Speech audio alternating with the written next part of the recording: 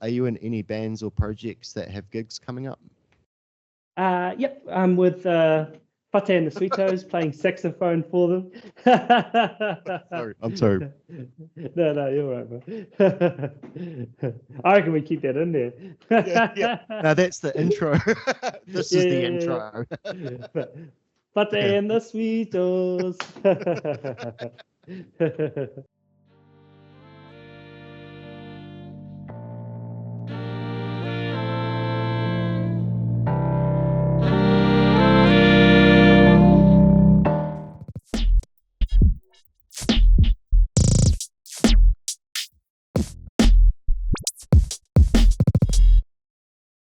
It's a collection of some of my favorite saxophone songs I've put together recently, with like multiple horns layered over top of each other, and sort of low-key chill vibes, quite opposite to the title Saxophone Tower and the names Blow Hard, Blow Hard 2, Blow Hard with a Vengeance, Live Free or Blow Hard, A Good Day to Blow Hard. It's very, very different to the name titles, but it's, yeah, I don't know, it's just chill saxophone music, sort of jazz influenced, or I don't know, it's it's not as it seems like the title and the image that's released on the album name. Nah, it's great, man. I'm all for sort of like putting pieces together, and then like kind of tying it all together with something, you know, like an association or whatever. It doesn't have to be anything, you know, really deep or saying any statement, you know, or telling any story perhaps. But music kind of can go beyond that, eh? And I certainly felt that with this, bro. I mean, for how I'm just gonna have a look at the list, bro. For how really simple the instrumentation is, it's just it blows my mind, eh? Like half the songs are just sax, really, aren't they? Almost. Yeah. So there's one song, the fourth song, which is just saxophone. It's got 3 horns and 3 parts. That's my favorite song, by the way. That is cool. Live Free or Blow Hard, by the way. That's correct. Yes. I've actually been playing that song since I was about 15, I think. I started making the main melody for that song on the saxophone. And it's a song that's traveled with me everywhere I go. When I pick up my horn and practice, that's one of the first songs I usually play. And then I recorded it. I recorded that version last year and added the soprano harmony and the alto harmony to it as well, and found some cool harmonies that sort of fit with the I suppose it's, how would you describe it? It's kind of it's not really a happy song, but it's like melancholic noir. Yeah. I'm not very good at adding descriptions. Neither. That's what popped, you know. It's the mood, because like for me, I get captured by moods or vibes, you know. That's what really gets me with music, and that's got primo vibes with that. And also I just love like the sort of percussion beats that you've put on it as well, man. Blow Hard with a Vengeance, I think that's got some cool, you know, sort of retro or like, you know, sort of kit to it, you know. But it just matches it so well with the mood. But it's there's so much space and everything's so well placed. It's really magnificent, man. What's your influence for the like your percussion, or like, you know, your, because I've noticed that it's quite simplified, but like there is a lot of detail within that. I suppose I listen to a lot of Fat Freddy's Drop, of course. And those guys, they have their electronic, half sample percussion nailed. I'm influenced by them, but I have my limitations in knowledge and technology, so I can't replicate it, of course. But I try my best, and that's where the middle ground is. The stuff I'm producing is influenced by that, but my technical abilities puts out this, which is fantastic. I mean, it's crazy, man. Like, I'm getting goosebumps because I love this vibe, and it makes sense because, like, I love Fat Freddy's Drop. I reckon, Based on a True Story is probably one of, like, the best albums I've ever heard. Yeah. Cool. But that song, Blow Hard with a Vengeance as well. I mean, that's a nice little treat in the middle from some of the sort of more minorish, I guess you could say, songs, you know.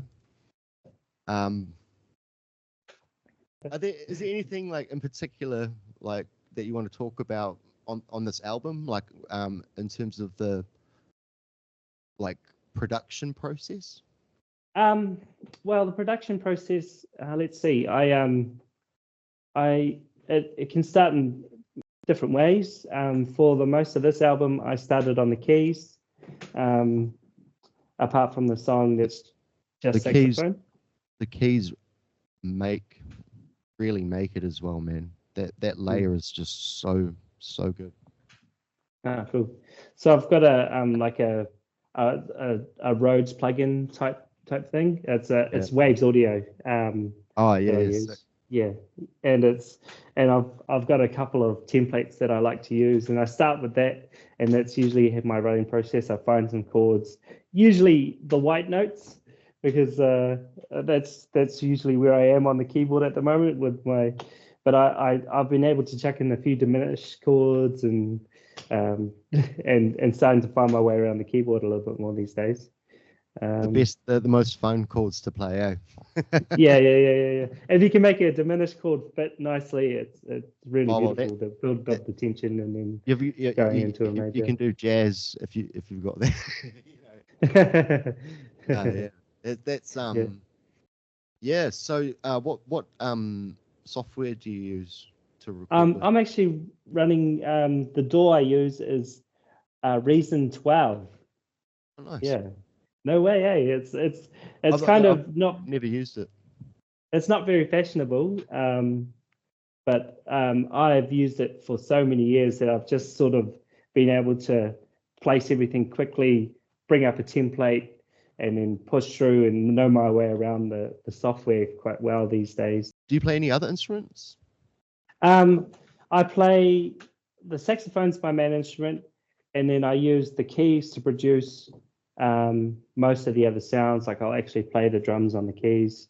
Oh, nice. Thing. And then there are some actual drum samples in there, I think, that I just recorded isolated. So just a snare by itself or a hi-hat by itself. And like, how did you get started with the saxophone then? What are your roots?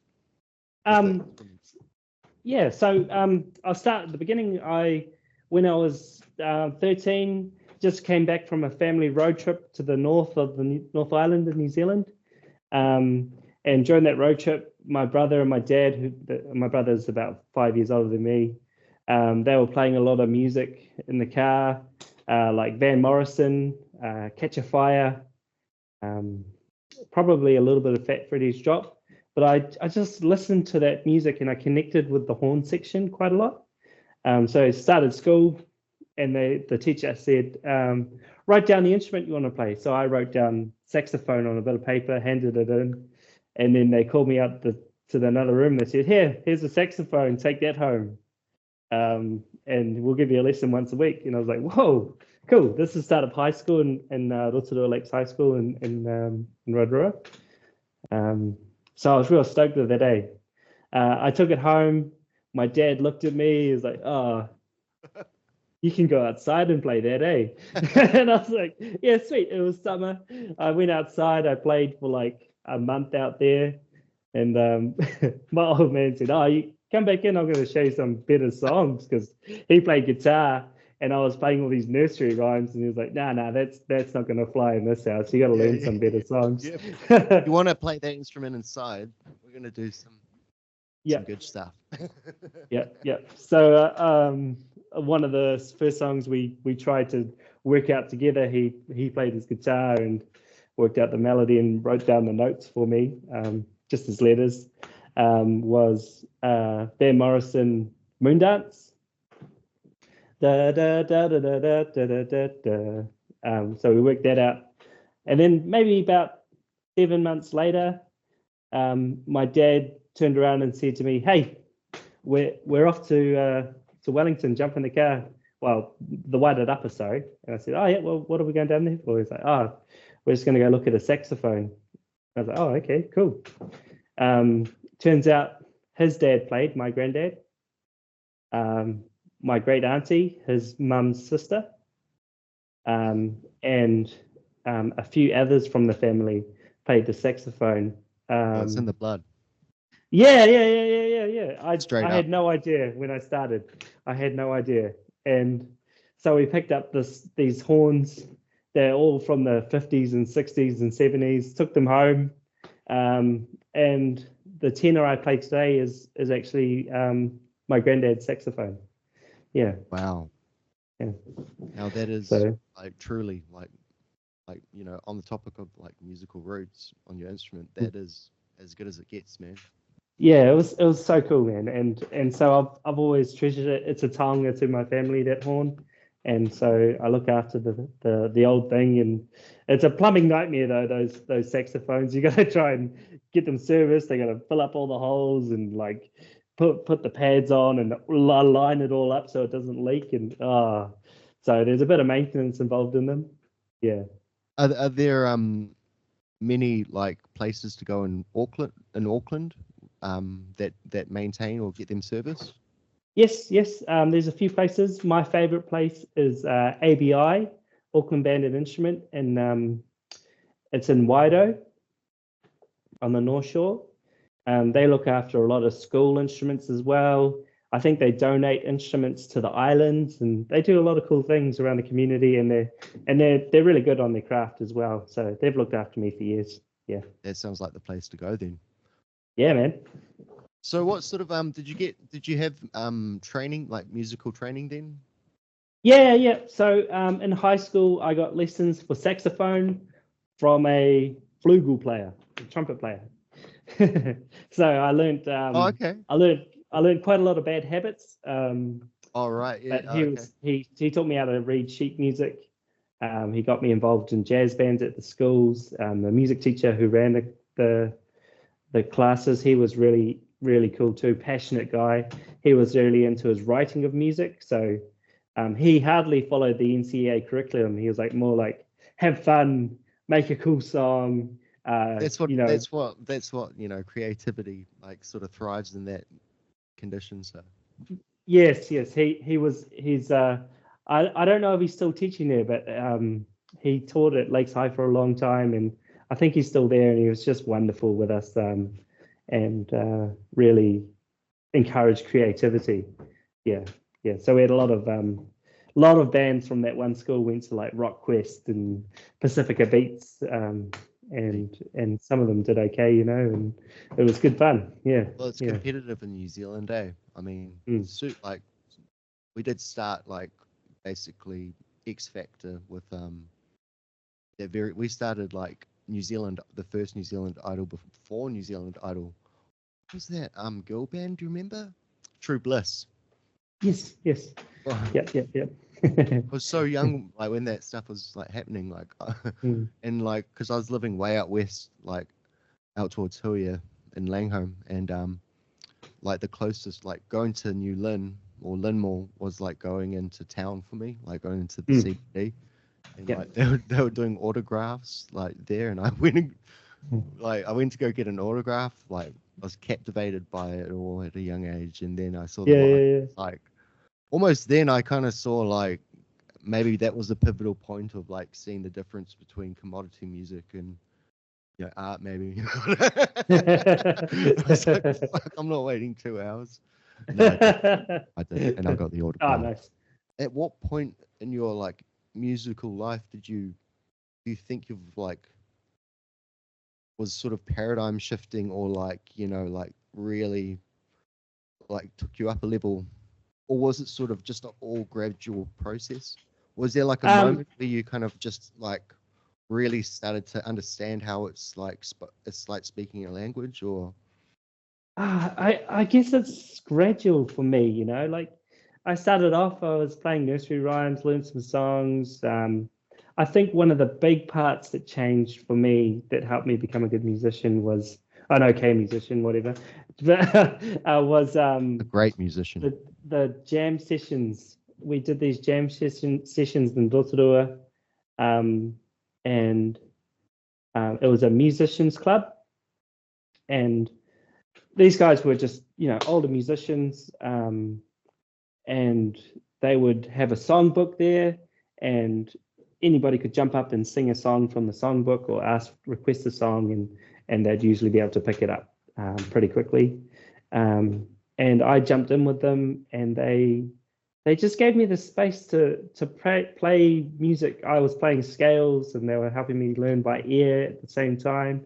And just being able to jam with some experienced musicians as a young person, I think that was really the part that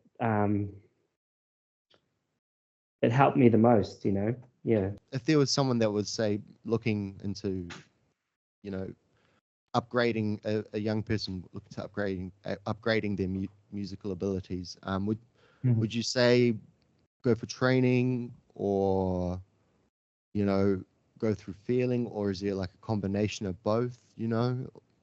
Yeah, I don't know. A well-rounded musician should be able to read and play by ear, I believe. I can't read, but I play.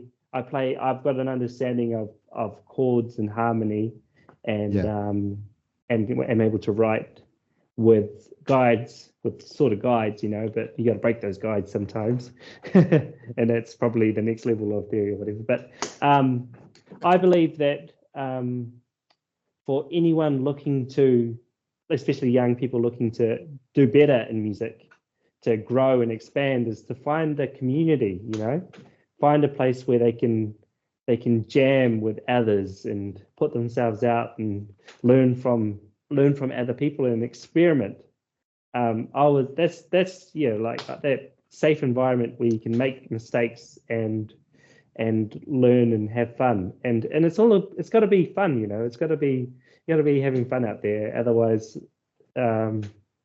it's a chore. And absolutely, bro. Yeah, I like 100% agree with that. Like I think a lot of this music scene in New Zealand, there's a lot of like competitiveness where there should be more like community coming together, not trying to get like a step above each other. I understand it. It's only human, but I think people can really grow. We all could grow a lot more as musicians, you know, if we were like just that's I think that's important, eh? For the next like generation especially. You know, no, like Battle of the Bands, man. Like when I was, you know, like in my late teens, early 20s, we did a Battle of the Bands, and you know that was the thing, and it was exciting, you know. And you'd go to all your mates' Battle of the Bands, and that was part of the culture. But it's also like it does add this competitiveness and who's better, who's not. When at the end of the day, I mean, there's technically better musicians, better players, or better whatevers. But at the end of the day, it's not who's better than another. You know, it's like what you can all bring together, and then you bring the most out of each other. That's yeah. So is there are there any jam sessions that you're currently going to, or that you know of, that you would suggest? I went to these really cool ones recently in I'll bring it up. I'll just have a look. Yeah, man. It was at a Tupuanga, I think it's Tupuanga. I'm not sure of the correct pronunciation. I'll just check the name of it. It's a cafe in Auckland and Mount Eden. And they were hosting these jam nights, and there's a lot of Pacifica going, and they had they had sort of like they were holding church as part of the jam, just having a prayer before starting, and yeah, it was really cool. Yeah, that's buzzy as. Where and when? Yeah. So they hosted jam nights in all of May. They had one a week, and I Wow. managed to get to two of them. Yeah. And again, it reminded me of those times with the in Rotorua Old school. with these musicians, old school musicians playing any song for a singer, and the musicianship was really cool. But also, other musicians were able to jump up and play and do their thing as well. You know, it was really welcoming, open thing. So this is the Tupuanga Coffee, Mount Eden. Yeah, you probably can't see that, but that was the cafe. That was the last one I went to, and Okay. that was wonderful. Yeah. Oh. Well, if that sounds interesting to anyone out there, make sure you check it out. Yeah, hopefully they have more soon. Yeah. Yeah. Well, keep your eyes peeled, as they say.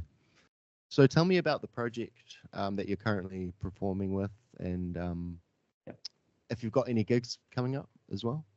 Yeah. So Fate and the Sweetos, I'm not sure when the next gig is. There was talks about end of July, but it hasn't been advertised yet. But Fate and the Sweetos is a group of 8 musicians from Auckland, and we play a range of Afrobeat stylings and with heaps of instrumentation. It's really cool. Is there anything else? Have you got any more releases? Because I was just going through like the old Spotify, and I like the way that you've been dropping your music, like just with singles, you know. Yeah. Well done, well produced, nice artwork, all good quality, you know. So have you got any more plans, or are they, you know, you're not going to tell us, or? Yeah, I've got plans. There's a potential. There's a there's a potential gangster rap album coming out Nice. from myself. Well, I'm not a gangster, but it's hip hop, I suppose. And that's under my rap alias name, BAG, which stands for Bag. I've got about 8 tracks recorded. So you pocket do pocket quite a lot of tracks? Yeah, man. Yeah, for sure. I've got so many tracks coming out my ears, and they just keep building up, and I keep like looking at them and like, oh no, that doesn't go with anything else yet, and this is part of this section. I have all these I suppose personalities, and my partner, she says that I'm like a chameleon, and I've got like a personality for this and BAG for that, vampire music and all sorts of other stuff. And actually, she was the one who came up with the idea for the title of that EP we're talking about today, which is Saxophone Tower. And what a good title that is. Yep. And it started with a conversation late at night. She's like, oh, just call it Blowhard. And I was like, what? Stop it. We just watched Die Hard. And I was like, no, I can't do that. And then she's like, yeah, you can call it Blowhard, Blowhard 2, Blowhard with a Vengeance. I was like, no, that's completely opposite to what I'm doing. And then the turning point when I decided to do it was when she came up with, I've got it. Your album name is Saxophone Tower. And I was like, yep, sold. Ding, ding, ding. Wow, that is brilliant. So she gets all the credit for that. All the credit. Oh, that is admirable, man, because that is so hilarious. That's my Faiaipo, the person I chase in the night. Nice, right? Yeah. Well, I like that personality. The vibes are great, silky smooth. Saxophone Tower is like straight up one of my favorite local EPs of this year, without a doubt. And it's like from the mixing to the instrumentation, to the textures, to the percussion, to everything, man, to the performances, the harmonies. I forgot to mention how good your harmonies are, man. It's just Thanks so much, bro. what a listen, and what a ride it is. And I you know, it blew my mind, to say the least. Thank you so much, man. Yeah. I really appreciate it, man. That I have to take a second and be just like, yo, that's so nice to hear from you, bro. I appreciate that. Oh, it's just amazing, man. I'm like, yeah. I'm just blown away with it, and I really can't. I can't wait for more, man. I can't wait to hear some more from you. And we'll have to actually catch up sometime soon. Yeah, I've for sure. got to come clean. I'll come clean on camera with this. So I asked Niki to record some sax on a track of mine on Westbound and Down, in which I promised him a box of Corona beers. They're